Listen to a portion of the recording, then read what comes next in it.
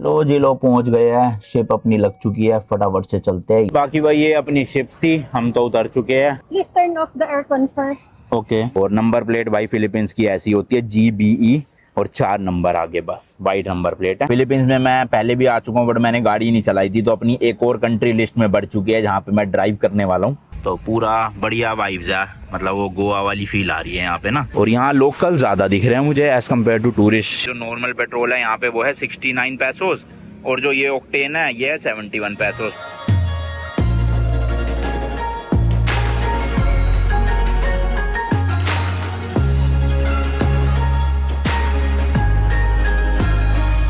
पूरा डेक जो है देखो बाहर का गीला हुआ पड़ा है, शायद से बारिश वारिश आई है या हो सकता है जो ओस होती है उसकी वजह से गीला पड़ा हो।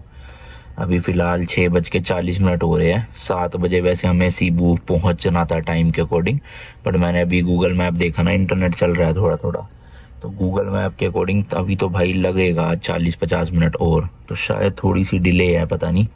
बाकी कुछ कह नहीं सकते भाई, स्पीड में निकाल के फटाफट पहुंचा दे तो अलग बात है। चल तो अभी वैसे नॉर्मली स्पीड पर ही है। देखो भाई ब्रेकफास्ट के लिए आए थे, सुबह 6 बजे शुरू हुआ था और ये बोल रहे हैं कि 8 बजे तक चलेगा ब्रेकफास्ट। हालांकि टाइम है 7 बजे पहुंचने का, मैंने इनसे पूछा तो अब ये बोल रहे हैं 9 बजे पहुंचेगी, यानी कि 2 घंटे डिले चल रही है अपनी शिप। और ब्रेकफास्ट में भी भाई सुबह सुबह बीफ चिकन चावल, मतलब भाई कैसे खा लेते हैं ब्रेकफास्ट में कोई 6 बजे सुबह बीफ और चिकन, इतनी हैवी मील। तो हमारे लिए तो कुछ था नहीं। उन्होंने हालांकि कहा कि वेजिटेबल्स बना देंगे, मैंने कहा पर छोड़ो यार, इन फिर वेजिटेबल्स भी कुछ खास पसंद आ नहीं रहे थे कल। तो एक जूस की बोतल खरीद ली टोपिकाना की 65 पैसोस की, बस इतना ही खा के अपना काम चल जाएगा। भाई 8:41 हो गए हैं और ये देखो ये पूरा है सीबू आइलैंड, ये लंबा सा देख रहे हो आप। और हम पहुंचने वाले हैं, बस इस जगह पे आ चुके हैं और यहाँ पे है अपना जो डॉक है। तो थोड़ी देर का ही है और मेरे ख्याल 15-20 मिनट लगेंगे शायद से। एंड बाकी भाई इस वाले आइलैंड में भी ना काफ़ी अलग अलग पार्ट्स है, आप देखोगे। तो हम जहाँ जाने वाले हैं वो है मोल बोल, यहाँ का बीच काफ़ी फेमस है। हालांकि ये जो पोर्ट है उससे काफ़ी दूर है, बट स्टिल वहीं पे ही रहना बढ़िया है जहाँ पे आसपास हो चीज़ें घूमने की, है ना। बाकी ये जो आप सामने देख रहे हो ये सीबू ही है पूरा का पूरा आइलैंड, ये देखो इस तरह से। अभी हालांकि काफ़ी दूर है इसलिए ढंग से दिख नहीं पा रहा।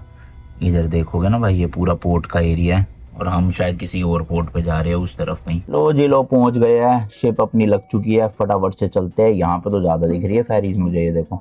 लेट्स गो भाई, पूरे 9 बजे पहुंचा है भाई। अभी तो सब लोग मेरे को लग रहा है वेट ही कर रहे हैं, गेट वेट खुले नहीं है, सीढ़ी वीढ़ी सेट कर रहे होंगे क्योंकि अभी अभी रुकी है ना, 2 मिनट ही हुआ है। देखो लगेज वगैरह तो सबने निकाल लिया पर अभी तक कोई निकला नहीं। चलो मतलब 5-10 मिनट है अभी। और यहाँ पे भाई हमने गाड़ी रेंट पे ली है विदाउट ड्राइवर, मतलब मैं ही ड्राइवर हूँ, मैं ही चलाऊंगा। और जो गाड़ी वाले भाई साहब है वो आ चुके हैं पियर 4 पे, तो फटाफट बस बाहर निकल के अपनी गाड़ी पिक करेंगे क्योंकि यहाँ से 2.5 से 3 घंटे लगेंगे मोल बोल सिटी तक पहुँचने में, जहाँ पे होटल है बेसिकली। चलो भाई निकलना शुरू हो गए हैं और शिप के अंदर ही पोर्टर भाई साहब आ गए थे, हमारे बड़े वाले लगेज ले जा रहे हैं। 136 नंबर है इनका, तो ये बताना है नीचे जाके, फिर ये हमें लगेज दे देंगे वो जा रहे। तो 300 फिलिपिन पैसों लिए इन्होंने, मतलब 450 रुपये इंडिया के। चलो भाई चलते हैं अपने। भाई स्टेट रूम वालों की अलग लाइन लगा रखी है और नॉर्मल की अलग, तो अपना इस तरफ से है, दूसरों के लिए नॉर्मल सीढ़ी है शायद से, अपने लिए ये है। तो चलो फैसिलिटीज़ तो है, इसका मतलब हमारे लिए थोड़ा सा स्टेट रूम और जो बिजनेस मतलब VIP स्वीट वाले हैं। लो जी लो, स्वागत है आपका सीबू में। यहाँ ज़्यादा चहल पहल दिख रही है मनीला वाले उससे ना, खैर टूरिस्ट उतर रहे हैं शायद इस वजह से हो सकता है, क्योंकि हम वहाँ जब चढ़े थे आधे ज़्यादा लोग चढ़ चुके थे ऑलरेडी। लेट्स गो भाई। देखो कुछ कुछ लोगों का सामान तो उतरवा देते हैं ये, पर सबका नहीं उतरवाते। वैसे आपको पोर्टर करना ही पड़ेगा अगर उतरवाना है, और यहाँ उतरना थोड़ा रिस्की है भाई, पैर अड़ सकते हैं क्योंकि ऊपर से भारी बैग हो तो और समस्या है। चलो अपने तो ये छोटे वाले सूटकेस है, उतर जाएंगे। बाकी भाई ये अपनी शिप थी, हम तो उतर चुके हैं। लगेज वाले भाई साहब को आने देते हैं फिर बाहर चलेंगे। यहाँ पता नहीं भाई सिक्योरिटी टाइट सी लग रही है मुझे, काफ़ी सारे पुलिस ऑफिसर्स या आर्मी के लोग हैं, इनके गन वन लेके खड़े हुए, वो देखो सामने कमांडोज टाइप के। पता नहीं वहाँ तो नहीं था मनीला में, यहाँ सीबू में क्यों है। ये देखो भाई इसी शिप में ऐसे कंटेनर भी आए हुए हैं, ये 20 फीट वाला कंटेनर है जिसमें अपनी स्कॉर्पियन लोड होती है और यहाँ से अंदर जाती है गाड़ियाँ भी कंटेनर भी।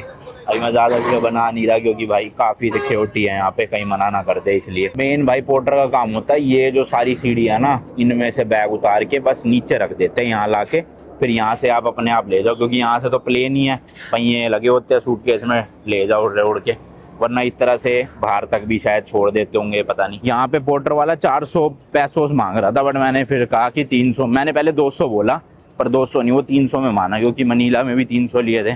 थोड़ा सा मेरे को लग रहा है महंगा है, बट 2 सूटकेस है भाई, ठीक ही है। मेरे को लग रहा है ये शायद इनका ऑफिशियल प्राइस होगा 300 रुपये, मतलब 150 पर सूटकेस, अप टू 50 kg। हमारा तो फिर भी 20-22 किलो का ही था। वो खड़ी है भाई अपनी शिप, इस वाले गेट से एग्जिट हुए हम, और बारिश आ चुकी है तो इसलिए शेल्टर सा मिल गया, यहीं खड़े होके वेट कर रहे हैं गाड़ी का। लो जी लो, ये आ गई अपनी गाड़ी, ये हम चलाने वाले हैं यहाँ सीबू में। फटाफट जाके ना बैग रखते हैं, बारिश आ रही हुई। तो भाई ये अपने को अभी फ़िलहाल लेकर जा रहे हैं नियर बाय फ्यूल स्टेशन पे, क्योंकि ATM भी चाहिए अपने को, पैसे हैं नहीं कैश, तो मैंने कहा ले चलो पहले, फिर वहाँ देंगे कार्रवाई सारी। तो यहाँ से निकलते हैं, चलो। तो भाई ये पेट्रोल पंप आ गए, यहाँ पे है 7-Eleven, और 7-Eleven में ATM होते हैं। आपने अगर मेरी जापान वाली वीडियोस देखी है तो उसमें पता ही होगा। तो यहाँ से भाई कैश निकालना है। अबे कहाँ है गेट? उस तरफ है शायद से कहीं। हाँ ये रहा। ये क्या कर रखा है भाई, गेट के आगे डस्टबिन लगा रखे। अच्छा खुला ही है ना? हाँ खुला है। चलो कहाँ है ATM? ये है इधर शायद। ये है भाई, ये रहा, लैंड बैंक के नाम से। 5,800 देने हैं इनको। 10,000 पैसों से निकाल लेता हूँ, इंडिया के लगभग 15,000 रुपये। चलो जी 10,000 बस पैसे हो इसमें, प्रिंटेड रिसिप्ट नहीं चाहिए। आ तो रही है भाई आवाज़, मतलब निकल रही है। Let's go. लो जी लो, ये निकल गए पैसे अपने, 1,000 के 10 नोट। तो ये जो गाड़ी है भाई अपनी को 3,800 पैसों में मिली है 2 दिन के लिए, और इंडिया के बनते हैं वो लगभग 5,500 रुपये के आसपास। एंड 2,000 ये सिक्योरिटी डिपॉजिट ले रहे हैं, जो रिफंडेबल है जब हम गाड़ी वापस देंगे। तो टोटल अभी 5,800 देने हैं इन्हें। तो ये गाड़ी है भाई टोयोटा की वीगो, पता नहीं ये इंडिया में तो नहीं आती, बट ठीक है, मतलब i10 i20 के लीक की है मेरे हिसाब से, जहाँ तक मुझे लग रहा है। और अच्छी गाड़ी है, ब्रांड न्यू कंडीशन में है। Yes, This one is keyless. Okay Please turn off the aircon first okay, before you turn off. Also it has sensor, okay, so you don't have to take it out all the time. But the lock button is the logo. Okay. I can stop. हाँ door is open, दरवाजा खुला है इसलिए lock हुई नहीं भाई। You can just keep it to your pocket and you can use हाँ it. Okay, keyless entry. Yeah, okay so- okay, या So you can lock and unlock here. Okay As long as the key is near you. Okay. या बाकी भाई चारों तरफ से video बना ली है, जैसे कि मैंने बताया है। तो वैसे गाड़ी ब्रांड न्यू ही, बट थोड़े बहुत आप देख लो यहाँ पे जैसे स्क्रैचेस है, मतलब एक बार फिर भी बना लेनी चाहिए, क्योंकि ये कह रहे हैं गाड़ी तो वैसी फुली इंश्योर्ड है, बट एक पैनल के ये वो होती है ना प्रोसेसिंग या फाइल चार्ज एक तरह से। जैसे मान लो अगर बम्पर टूट गया तो इसको ये एक पैनल मानेंगे, वो 3,500 चार्ज करेंगे हमसे एक पैनल का। तो मान लो बम्पर भी टूट गया, बोनेट भी टूट गया, साइड पैनल टूट गया, तो 3 काउंट होंगे, डिक्की भी टूट गई तो 4 काउंट होंगे। तो इसी रीज़न की वजह से थोड़ा संभाल के चलाना पड़ेगा। बट हाँ ये है, चोरी वोरी हो गई शायद, उस केस में हमें कुछ नहीं देना, फिर पैनल के हिसाब से थोड़ी देंगे पैसे। बाकी विंडोज़ देखोगे तो भाई ब्लैक टिंटेड करवा रखी है पूरी अंदर का, मतलब सामने से दिख रहा है, इधर से तो कुछ दिख ही नहीं रहा है।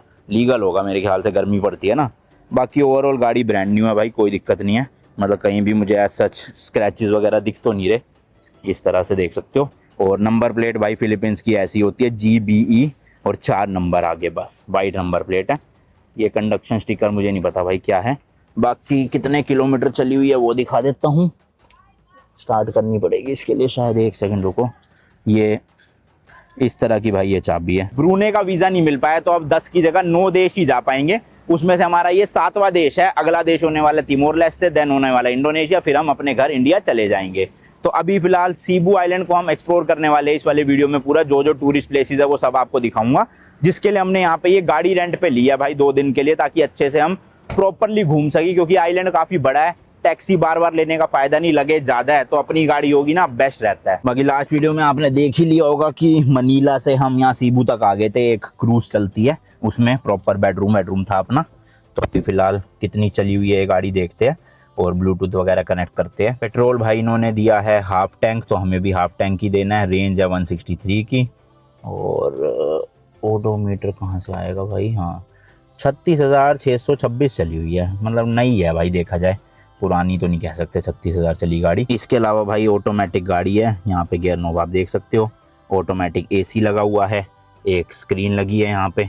इसमें एप्पल कारप्ले है या नहीं देखना पड़ेगा, शायद तो नहीं होगा, हाँ है भाई, ये रहा एप्पल कारप्ले, क्या बात है। पर अपने पास केबल नहीं होगी शायद से, तो उसका पता नहीं। तो भाई इसकी यूएसबी है यहाँ पर, तो अब अपने को चाहिए एक नॉर्मल टाइप सी टू ये वाली यूएसबी केबल, और 7-11 सामने ही है। तो जरा चलते हैं 100-150 रुपए की केबल खरीदते हैं, ताकि मैप वैप इसी में लगा सके, क्योंकि बहुत दूर जाना है अपने को। भाई है तो सब कुछ, केबल भी 100% होएगी, ऐसा तो नहीं हो सकता ना हो यहाँ पर, बस ढूंढनी है कहाँ पर होगी। भाई केबल वेबल नहीं थी इनके पास कुछ भी। चलो छोड़ो, अभी फिलहाल चलते हैं।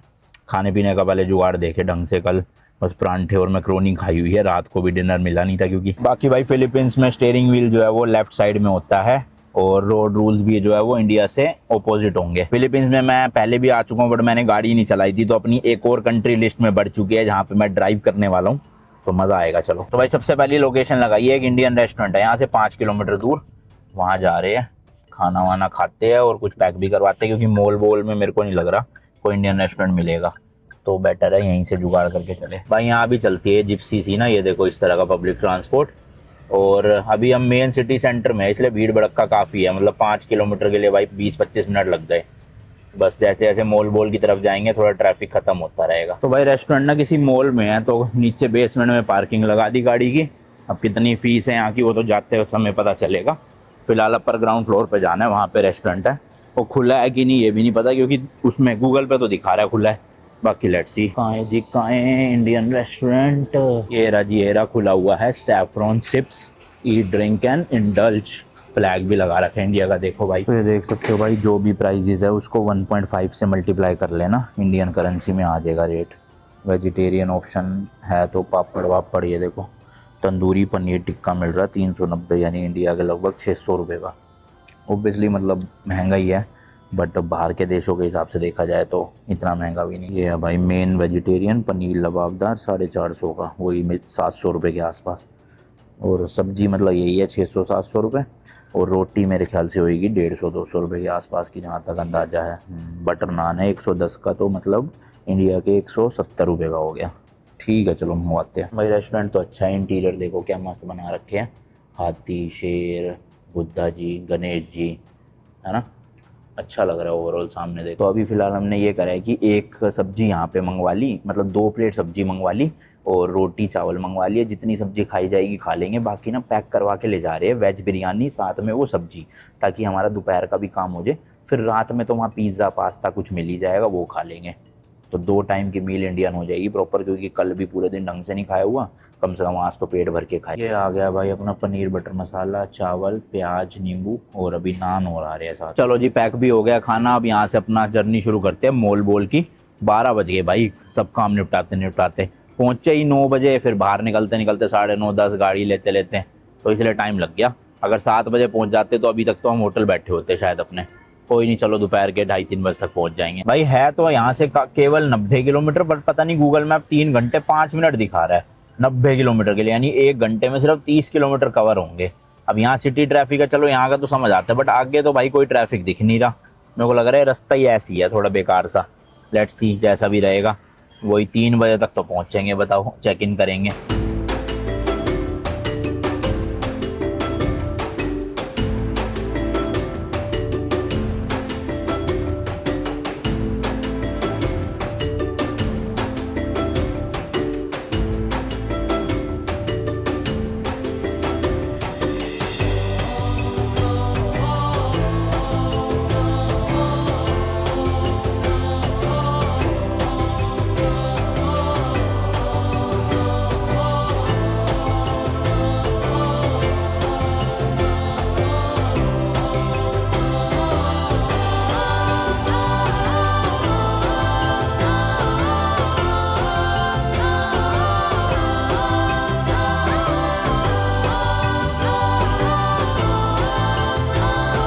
भाई पूरे रास्ते से बारिश आ रही है, रुकी नहीं 1 मिनट के लिए भी। 3 घंटे 20 मिनट लग गए, अब जाके फाइनली मॉल बोल पहुंच चुके हैं। अब यहाँ से अपना होटल जो है वो 4-4.5 किलोमीटर दूर है, 10-12 मिनट लगेंगे।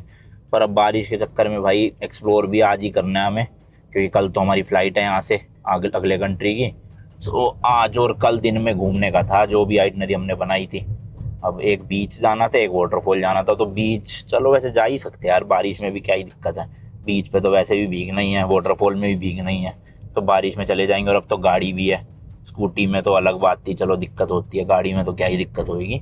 तो फटाफट से जाके होटल में चेक इन करते हैं और 15-20 मिनट में फ्रेश वगैरह होके फिर घूमने निकल जाएंगे। एटलीस्ट 6 बजे तक तो अपने पास दिन है, उसके बाद अंधेरा होएगा। भाई साहब खतरनाक वाली बारिश शुरू हो चुकी है, पर मज़ेदार है। मतलब गर्मी से तो छुटकारा मिला जो इतने देशों में हम परेशान हो रहे थे। और अपना एयरबीएनबी आने वाला है, इसी रोड पे दिखा रहा है 100-150 मीटर पे। तो चल के फटाफट चेक इन करे जरा। भाई बड़ी ही पतली सी और टूटी फूटी सी गली में ले आया है गूगल मैप। हालांकि है बढ़िया, क्योंकि इस वाले घर के जस्ट पीछे ही बीच है और पूरा समुद्र है। सोचो, तो हम मतलब लिटरली 10 कदम चलेंगे अपने विला से निकल के और सीधा बीच पे पहुंच जाएंगे। तो है तो पास, और मेन मार्केट भी यही है, सारे कैफेज वगैरह, और सारा टूरिस्ट भाई फॉरेनर्स ही फॉरेनर्स है पीछे। अभी मैं व्लॉग नहीं कर पाया वहाँ। तो चलो फटाफट, मज़ा आएगा। अच्छे घर बने हुए हैं यहाँ, बस रोड की हालत ख़राब है थोड़ी। लो भाई, ये वाली सोसाइटी टाइप की बनी हुई है, इसी के अंदर एक विला है। अब उन्हें कांटेक्ट कैसे करे वो देखना है मुझे। लो जी, लो केयर टेकर आ गए, दरवाज़ा खोल दिया है। पूछते हैं विला कौन सा और गाड़ी कहाँ लगाए। वेयर? ओके, हाँ वहाँ खड़ी कर देते हैं। चलो भाई, बारिश में जाएंगे कैसे, लेकिन सामान तो सारा भीग जाएगा हमारा ऐसे तो। इनसे पूछूं गाड़ी ऊपर चढ़ाने दे अगर, मतलब सामान उतारने के लिए। क्रेजी भाई, बढ़िया माहौल बना हुआ है। ये राइट साइड वाला हमारा विला है, तो फटाफट यहीं गाड़ी 2 मिनट के लिए लगा देता हूँ और लगेज उतार लेता हूँ। तो जी ये अपना विला है, अभी मैं टूर आपको आके दूंगा। थोड़ी थोड़ी बारिश तो फिलहाल रुक गई है, अच्छी बात है जो कि के। और मैंने अपना गोप्रो कह रहा हूँ, डीजे ओस्मो निकाल लिया, क्योंकि बीच पे जाना है ना। वैसे तो आईफोन से भी शूट कर सकते हैं, बट भाई पानी चला जाता है इसके चार्जिंग पोर्ट में, फिर वाटर डिटेक्टेड वाली वार्निंग आने लग जाती है। तो बेटर है इससे शूट करेंगे। अरे भाई हमारे निकलते ही देखना तेज हो गई, अभी तो रुक गई थी बिल्कुल, हद ही है भाई। और वैसे तो भाई ये विला से बाहर निकलते ही वो सामने आपको दिख रहा है पानी, तो ये काइंड ऑफ बीच ही बना हुआ है। बट हम इस बीच पे नहीं जा रहे, हम जा रहे भाई यहाँ के फेमस मोल बोल बीच, या जिसे वाइट सैंड बीच भी बोला जाता है। यहाँ से कुछ 5-6 किलोमीटर दूर है, 20 मिनट का रास्ता है। फटाफट चलते हैं और वहीं पे ही शूट भी हो जाएगा और थोड़ी देर मस्त बारिश और पानी में एंजॉयमेंट। लेट्स गो जी, लेट्स गो। मोल बोल की सड़कों पे गाड़ी चलाते हैं। सड़कें क्या, मतलब पतली पतली गलियां सी है, मेन तो गाड़ी चलाते हैं और बीच पे मजे करते हैं चल के। ये है भाई यहाँ की वॉकिंग स्ट्रीट या मार्केट, आप जो मर्जी कहना चाहो। पार्किंग वैसे तो गाड़ी लाना अलाउड नहीं है, सिर्फ जिनके रिजॉर्ट या बुकिंग है वही ला सकते हैं। और इस तरह से खाने पीने के भी स्टॉल्स वगैरह बने हुए हैं यहाँ देखो। तो पूरा बढ़िया वाइब्स है, मतलब वो गोवा वाली फील आ रही है यहाँ पे ना, बढ़िया। और मसाज सेंटर्स भी है जगह जगह।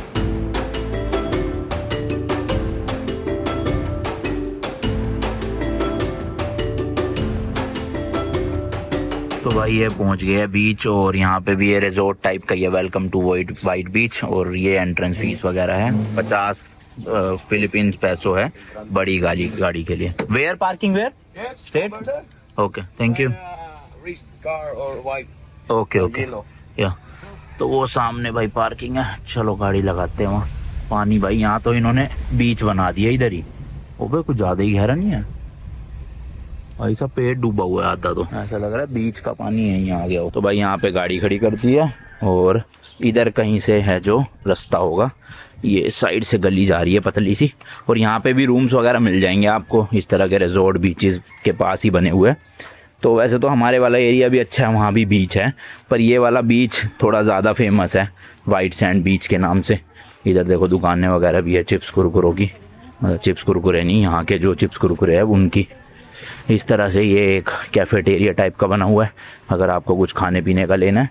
बाकी मेन वही थी एंट्रेंस 50 फिलिपिनोस पैसोस, इंडिया के लगभग 80 रुपये में गाड़ी की पार्किंग भी होगी और 2 लोगों की एंट्री भी हो गई।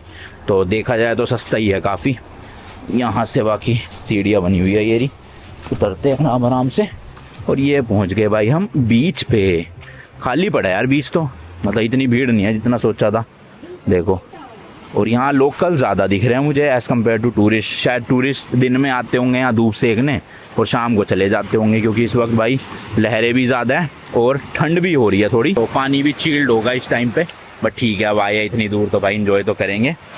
और वाइट सैंड बीच नाम तो है, बट वैसे इतनी वाइट है नहीं यहाँ की सैंड ना।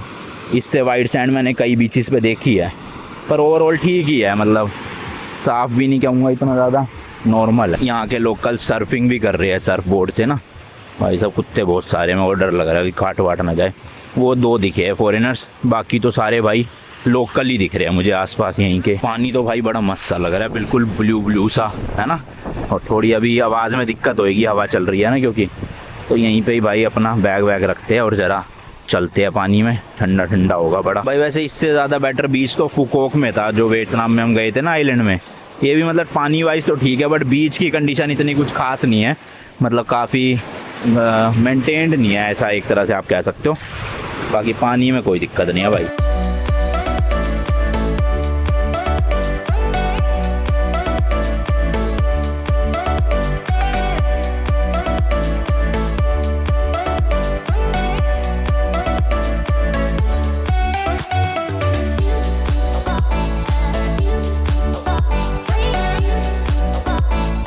चलो भाई, आधा पौना घंटा टाइम स्पेंड कर लिया है, ज़्यादा कुछ करने का है नहीं, इतना इंटरेस्टिंग लगा नहीं है बीच। और बीच के साइड में ही वैसे इस तरह की दुकानें लगी हुई है, देख रहे हो भाई, दारू वारू सब मिल रही है, बियर दारू। यहीं से आप खरीद के यहीं बीच पे आराम से बैठ सकते हो अगर चाहो तो। और खाने की भी चीज़ें मिल रही है, fried egg, fried chicken, sausages. Veg तो खैर नहीं मिलेगा यहाँ। नारियल पानी मिल रहा है, नारियल पानी लेते हैं चलो। और शेक भी है भाई, मैंगो वगैरह। भाई मैंगो शेक तो खत्म हो गया, कोकोनट वाटर ही ले रहे हैं। और यहाँ पे देखो तौलिए, बीच आउटफिट, चप्पल और ये सब चीज़ें तो मिल ही रही है। कोक वोक भी है और बियर दारू भी है सारी। और बाकी स्नॉर्कलिंग करनी हो उसके लिए भी ग्लासेस वगैरह है यहाँ पे, तो इंतज़ाम तो है, बट वैसे इतना खास नहीं लगा मुझे एज़ कम्पेयर टू फुकोक वाला, वहाँ का मस्त था। How much? 100 पैसोस का है भाई, इंडिया के 150 रुपये का। महंगा ही है भाई, सही में कुत्ते कुछ ज़्यादा ही है इस बीच पे, देखना कम से कम 15-16 कुत्ते होंगे। और ये नाव सी गार्ड रखी है भाई। बस इस तरह का बीच था, ठीक ही था, नारियल पानी भी इतना कुछ मीठा नहीं था। चलते अब यहाँ से अपना अगली लोकेशन। भाई पेट्रोल भी डलवा लिया जाए जरा, गाड़ी में ख़त्म पड़ा है और हाफ टैंक करके भी देना है, तो अभी फुल ही करवा लेता हूँ ऑलमोस्ट। तो भाई इनके पास नॉर्मल वाला पेट्रोल तो खत्म पड़ा है, 95 ऑक्टेन है और ज़्यादा रेट का फ़र्क नहीं है। जो नॉर्मल पेट्रोल है यहाँ पे वो है 69 पैसोस और जो ये ऑक्टेन है ये है 71 पैसोस। तो 2.5-3 रुपये का फ़र्क है इंडियन करेंसी में देखोगे, क्योंकि 71 पैसोस का मतलब हो गया इंडिया के लगभग आपका 102-3 रुपये का। तो महंगा ही है यार 102 रुपये के हिसाब से, मतलब महंगा भी नहीं है सस्ता भी नहीं है। 30 लीटर डलवा रहा हूँ, मेरे ख्याल से इनफ रहेगा। देखो भाई कितने का आएगा टोटल, ये टोटल भाई 30 लीटर आया है यहाँ के 2130 पैसोस। इसको 1.5 से मल्टीप्लाई कर लो तो वही 3000-3100 रुपये के आसपास बनेगा।